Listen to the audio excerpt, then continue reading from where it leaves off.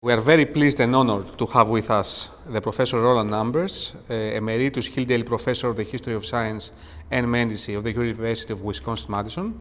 And if you'd like to introduce yourself. Yes, I am the Hillsdale Professor Emeritus of the History of Science and Medicine at the University of Wisconsin-Madison. That will do, I guess. So, did you want more? Could be, if you want, because you've been many other things. And you are still a great many things. We'll leave it at that. Okay. So, Professor Numbers, you are one of the most prominent scholars in the field of religion and science, and one of the most prolific authors on these themes. How did you decide to work on this subject? Well, I discovered the history of science while I was doing my master's degree. Didn't really know what the field was, but I got my master's and wrote a thesis on the special theory of relativity in the United States. And then I liked the field so much I decided to go for a PhD and was accepted at the University of California, Berkeley. And when I went there, I thought I might work on Josiah Willard Gibbs, who was a very famous American physicist in the last half of the 19th century. But the professor I worked with, Hunter Dupree, had written a wonderful biography of Asa Gray, who was a Darwin correspondent and one of the people most responsible for introducing Darwin's work in the United States. And he was quite religious, and so it became apparent that respectable historians of science could study science and religion. And I had been raised and educated in a very conservative religious environment. And I thought, oh, this would be fantastic. So I eventually wrote my dissertation not on Gibbs, but on the religious responses and influence of Laplace's nebular hypothesis. If we could expound a bit on this subject, what were some influential books or scholars or academics in general that inspired you while working? Well, as I say, Hunter Dupree's book was a major inspiration for me. In the second half of the 60s, there weren't a lot of books on science and religion. They were just starting to come along. Sam Westphal had published a book on science and religion. In England, there were a few others, well, some dealing with the Middle Ages. I don't think I found any of those particularly inspirational. So there was a book that came out when I was in graduate school, a biography of Louis Agassiz, but one of its weaknesses was that the author didn't treat seriously Agassiz's religious views. So that was kind of disappointing to me.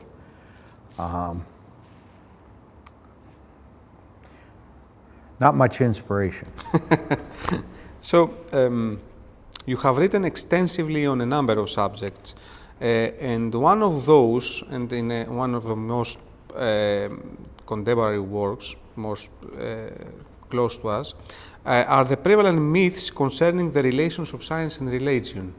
You've written the by now famous book, Galileo Goes to Jail, and other myths. Would you like to present your views on the topic of the myths surrounding the relations of science and religion? Yes. After working in this area for about 30 years or more, And over the years, more and more historians started to get interested in this topic. And yet, we had no influence, noticeable influence, on non-experts. So you had really a revolution among professional historians of science about the role religion played that was severely challenging the notions of conflict and warfare. And this wasn't just from Christians. This was from virtually the whole community of professional historians of science. So I got to thinking, this needs to get out to a broader public. So I was able to get a small grant, and I was at that time collaborating with a colleague, and we were going to do 2 phases of this project. And the first one was a conference where we invited about 25 experts. And then I would edit that book. And then we had been promised funding for documentaries and films to bring it to the public. The money was from the John Templeton Foundation. But as soon as we finished my half, then they had a coup at the Templeton Foundation, and the director who was most enthusiastic about this, who had repeatedly told us, finances are no problem, go for it. We learned that the new regime had no interest in funding anymore. And they said, well, maybe you should do a blog. And neither one of us was interested in doing a blog. My colleague's name was Keith Benson, who was a historian of biology.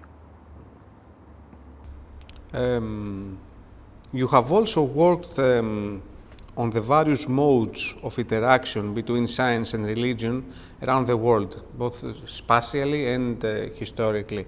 And you have another book on science and religion around the world, which has been very widely acclaimed and celebrated. Could you present some of the results of this project? Yes. So, a number of years ago, not sure exactly how many, maybe 10 to 15, a group of scholars in the field of science and religion created a society called the International Society for Science and Religion. And there were probably about a dozen historians. Most of the people were not historians. And they broke us into sections. So theologians and scientists and others. And the historians met, and we were supposed to come up with projects. And I think it was my idea that too much of the history of science and religion had focused on Christianity, with a little bit about the Jews and the Muslims, but not much elsewhere. And in fact, in my own writings and in the writings of John Brooke, John wrote years ago this wonderful book, Science and Religion, but it's all about Christianity, not religion generally. So he and I took the lead in starting this project.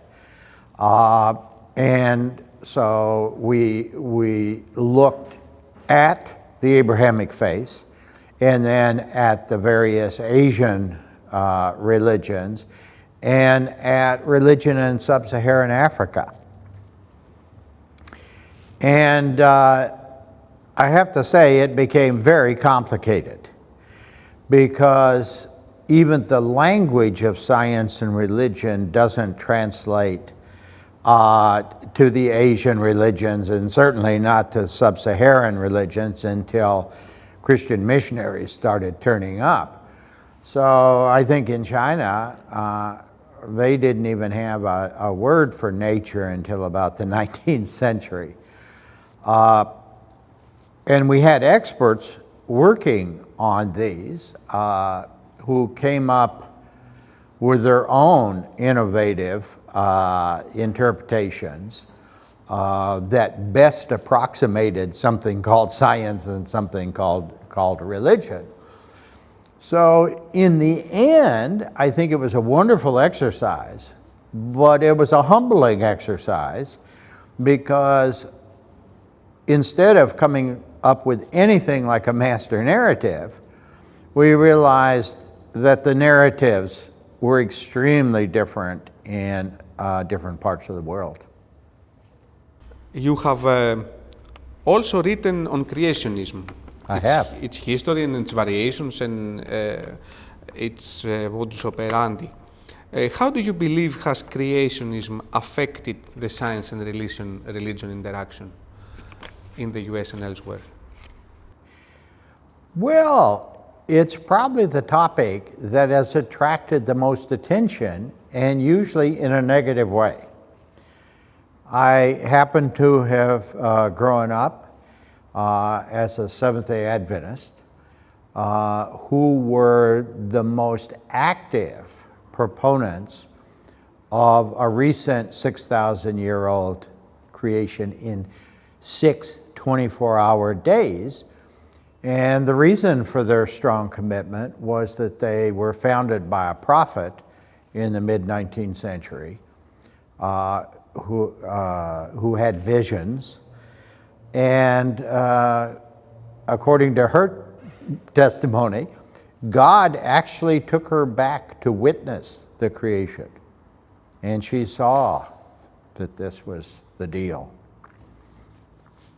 So Seventh-day Adventists have had very little flexibility because the prophet saw the creation and described it in very literal. And then in the early 20th century, especially during the 1920s, when we had a major anti-evolution controversy that resulted in, among other things, the infamous Scopes trial in Tennessee, most people who identified as fundamentalists did not interpret the Bible in this young earth way. They had two other interpretations. One suggested that the days of Genesis were long geological ages, maybe even cosmological ages, and certainly not limited to 24 hours. And then another group of fundamentalists, these are fundamentalist Christians, said that after the creation in the beginning, then an indeterminate period of time passed before the six-day Edenic creation. And during that gap, they often called it, you saw all the geological evidence of ages and all the fossils appeared. And so there was only one prominent anti-evolutionist during the 20s who endorsed this young earth view. He happened to be a Seventh-day Adventist. But beginning in the late 20s and 30s and 40s, he was pretty good at spreading his ideas, and other people adopted them. But it wasn't until the early 60s that two prominent non-Adventist fundamentalists, Henry Morris and John Whitcomb, took Price's The Seventh-day Adventist View and popularized it in a book called The Genesis Flood, which appeared in 1961. And 2 years later, a society organized to promote this view called the Creation Research Society.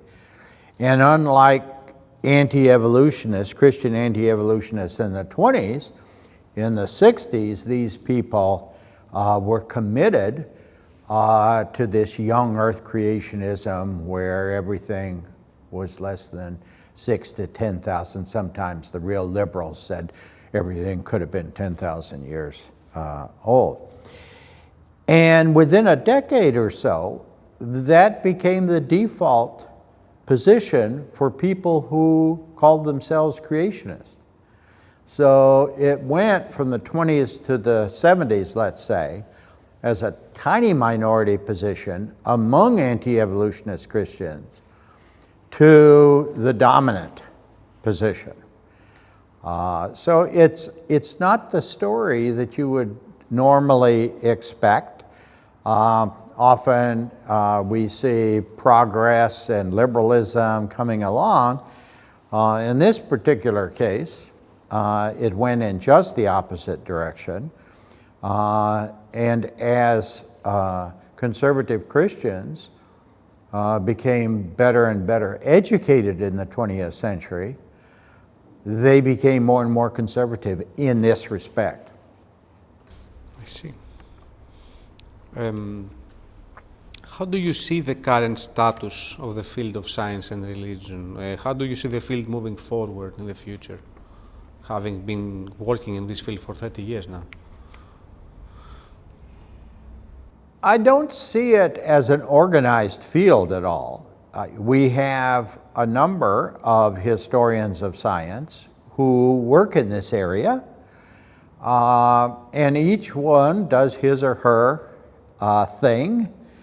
So we have people who study the early church, let's say, and then we have a group of people who are medievalists, and another group who do early modern, and some do natural history, and others do natural philosophy, and then we work our way up to the 20th century or 21st century now, and we talk to one another, and we've had a few meetings, conferences, but there's no organization of historians of science and religion, and they come from all backgrounds.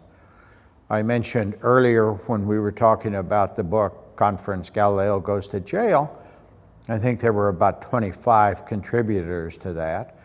And I asked the contributors to identify their religious beliefs. And I think it was about 3/4 of them said they were agnostics or atheists. I think only a couple were conservative Christians. There were some liberal Christians. There was a Muslim and at least one Jew and one follower of Spinoza. So all over the place, but mostly non-believers. I mean, these weren't apologists at all. They just wanted to get the record straight about the relationship and get away from this reductionist notion that the dominant story was conflict or the dominant story was warfare. And it's not that any of us that I know of deny the existence of conflict. There's been enough conflict to go around, but it hasn't been this overarching global conflict. For example, in my book on creationism, there's a lot of conflict. And the worst conflict, or the most intense conflict, is between different groups of Christians, the fundamentalists and the moderates and the liberals, and they tend to hate one another and are very opinionated in their criticisms.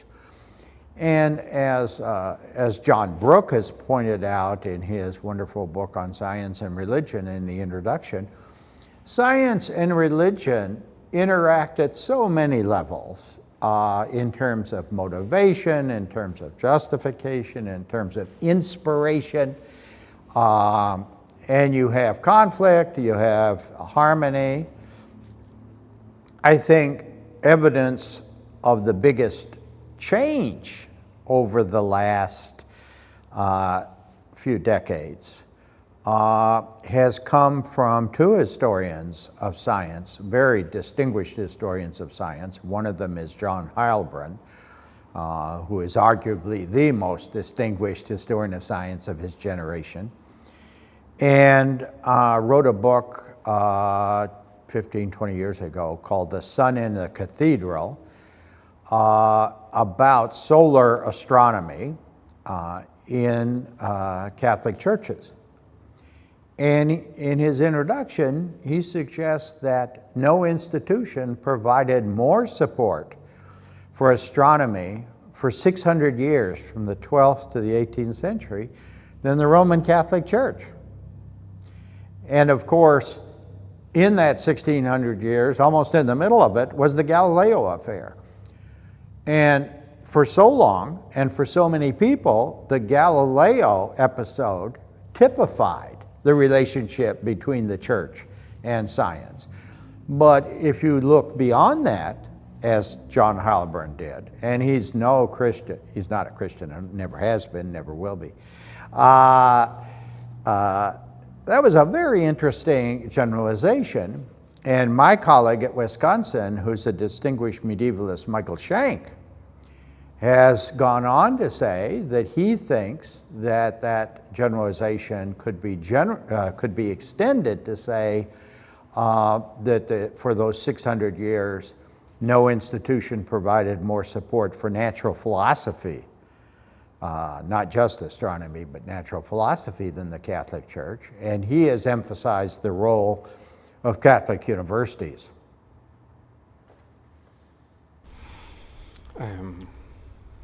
In this, not quite a field, this, let's say, collection of scholars working on the theme, do you consider that Orthodox Christianity has characteristics that set it apart from other Christian denominations when considering its interaction with science? That's a very interesting question, and we're just beginning to answer it.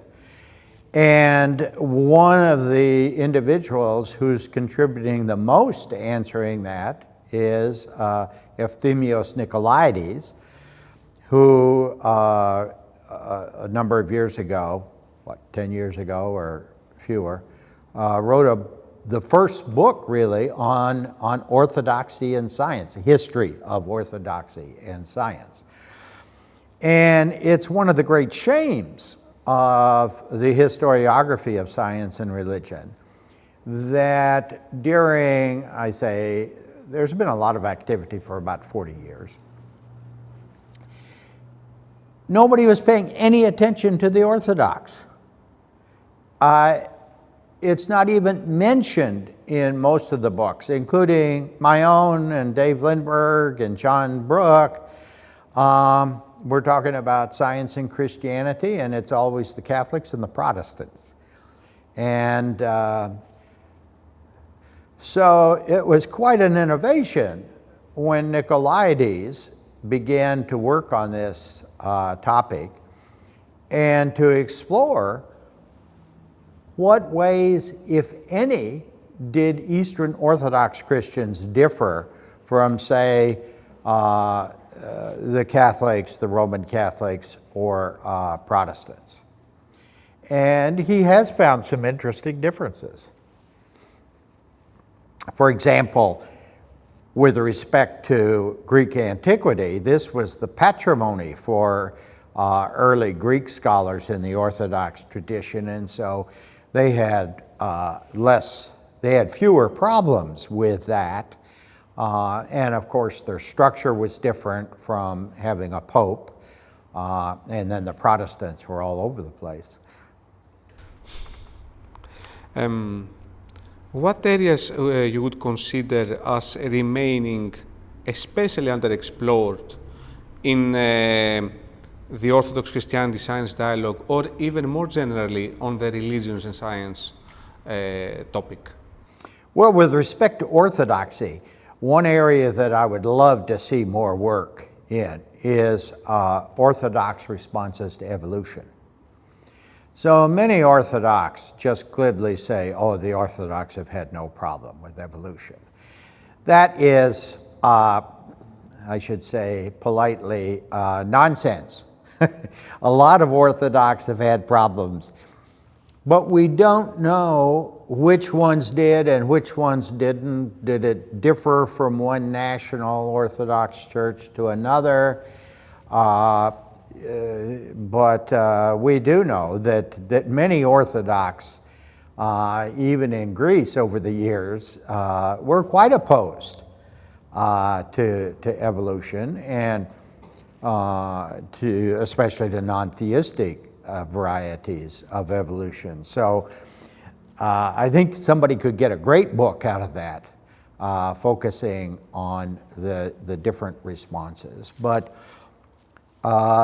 Nicolaides' book is a wonderful introduction and a pioneering work, but it's almost exclusively about the Greek world. There's very little about Russian orthodoxy in science and about other orthodoxies. And so we really need detailed studies of the relationship between science and Russian orthodoxy. And I don't know how many orthodoxies there are, but there are a number of them I know. What are, or should be, from your point of view, the limits of the dialogue between science and religion, or interaction, if not dialogue? Well, I think it's unfortunate that the very term dialogue has come to represent studies of science and religion. I'm not opposed to dialogue, but I don't think there always should be dialogue. I wouldn't even mind some conflict from time to time. And I think that the Templeton Foundation has been committed to this program of dialogue. And so people talk a lot about dialogue. I don't find most historians of science and religion talking about dialogue at all. In fact, one of my concerns is that too much of the dialogue has become apologetical rather than critical. And as a historian, I want us to have solid scholarship that is critical not in a negative way, but in looking at the sources and understanding them. And I fear that has been taking a back seat to promoting harmonious relationships. I don't mind harmony either.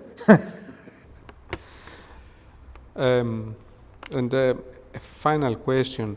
What thinkers, intellectuals, or scholars would you identify as being especially prominent in the contemporary science and religion interaction, being one of the most prominent yourself? Well, my colleague and partner in a number of projects was David Lindbergh, who died a year or so ago. So he's no longer with us. Clearly, one of the greats is John Hedley Brooke, and he continues to be very active and very, very influential. But there are a number of others, both in Europe and in North America, who are doing excellent work. In Israel, Noah Ephron is a superb historian of Judaism and science, and we're now starting to see some good work coming out of Islam that isn't just apologetical, but some good critical scholarship that has revolutionized really large parts of the story, as recently as 1960. The first trained Islamic historian of science, Aydin Zaili, who got his PhD at Harvard with George Starton, published a book on Islamic observatories, which is very good. But then he goes on to say that Islamic science tailed off in the early 12th century, and which is an old story. It's not novel with him, but he buys into that notion. Whereas every subsequent serious historian of Islam and science shows that in some fields, medicine, for example, even in astronomy, continued up until the 14th, 15th centuries. By the 16th and 17th centuries, Islam is decidedly falling behind Europe, Western Europe. But we're starting to see some good work there. And what we're not seeing a lot of is much scholarship on Asian religions, on African, and on Native American. There's still, most of the work there tends to be fairly polemical or apologetical.